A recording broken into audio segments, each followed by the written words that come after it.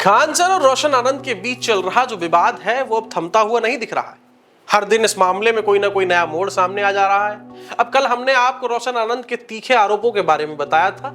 उन्होंने अपने भाई प्रिंस यादव की मौत को हत्या बताया और इसके लिए सीधे खान सर पर गंभीर आरोप लगाए।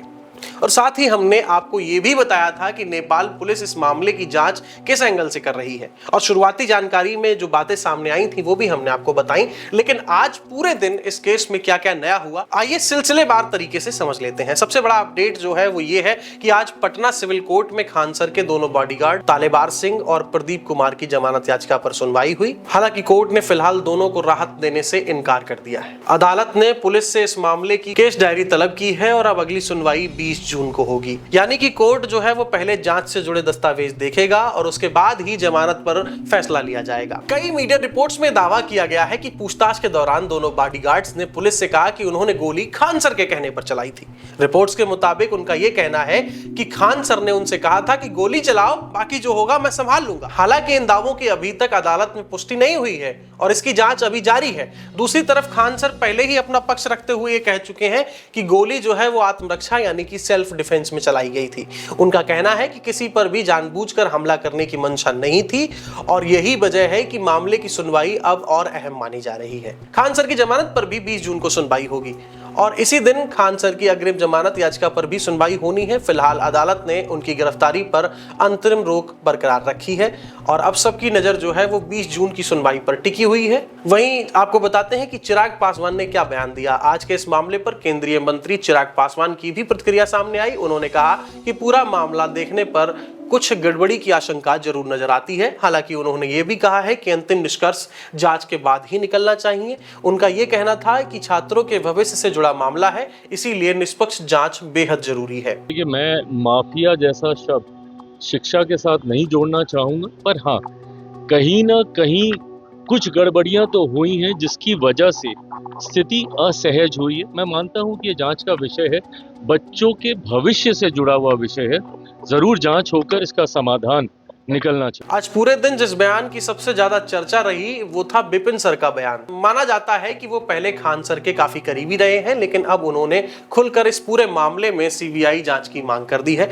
यहाँ पर बिपिन सर का दावा यह है कि उन्होंने शुक्रवार को खान सर से इस विवाद को खत्म करने की अपील भी की थी, लेकिन ऐसा नहीं हुआ। उन्होंने ये भी आरोप लगाया है कि पूरे मामले की निष्पक्ष जांच होनी चाहिए और छात्रों को किसी भी व्यक्ति को भगवान मानने की बजाय सच का साथ देना चाहिए। और ये उनके व्यक्तिगत बयान है, इनकी स्वतंत्र पुष्टि फिलहाल नहीं हुई है। और मैं ये झूठ भी नहीं बोल सकता था कि मैंने गोली नहीं चलाया।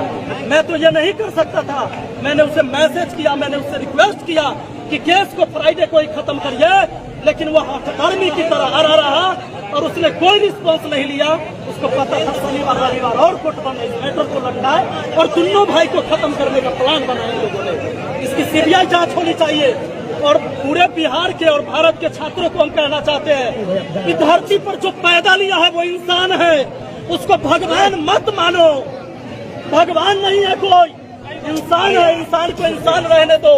जब गलती करे तो उसका विरोध करो, सही रहे तो उसका समर्थन करो, इसलिए इसका बहिष्कार करो। तेजस्वी यादव ने भी कई बड़े सवाल उठाए हैं। आपको बता दें कि बिहार विधानसभा में नेता प्रतिपक्ष तेजस्वी यादव ने इस मामले को लेकर सोशल मीडिया पर कई पोस्ट किए। उन्होंने ये आरोप लगाया कि कार्यवाही में पक्षपात दिखाई दे रहा है। सरकार जो है वो पक्षपात कर रही है, प्रशासन पक्षपात कर रहा है। उनका कहना है कि रोशन आनंद और खान सर के खिलाफ पुलिस की कार्यवाही में अंतर जो है वो स्पष्ट रूप से नजर आ रहा है और इसी आधार पर उन्होंने इस पूरे मामले की सीबीआई जांच कराने की मांग भी की है। जहां तक प्रिंस यादव की मौत का सवाल है, उसकी जांच फिलहाल नेपाल पुलिस कर रही है। पोस्टमार्टम रिपोर्ट का आधिकारिक विवरण अभी सार्वजनिक रूप से नहीं सामने आया है। ऐसे में मौत के कारणों को लेकर किसी भी निष्कर्ष पर पहुंचना जल्दबाजी होगी। और आज रोशन आनंद का कोई नया बयान सामने नहीं आया, लेकिन कल देर रात तक अपने भाई के अंतिम संस्कार के बाद उन्होंने समर्थकों को संबोधित करते हुए खान सर पर कई गंभीर आरोप लगाए थे। उन्होंने ये दावा किया था कि नेपाल में उनके भाई की हत्या की सीसीटीवी बंद कराकर कार्रवाई की गई। जेल में रहते हुए उन्हें धमकी मिली थी और समझौता नहीं किया